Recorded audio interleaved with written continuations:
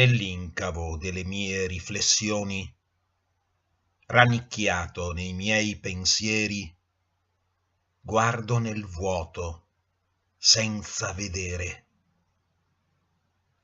Una mano, amica, mi passa il cordiale e il gesto inaspettato mi riscalda dal gelo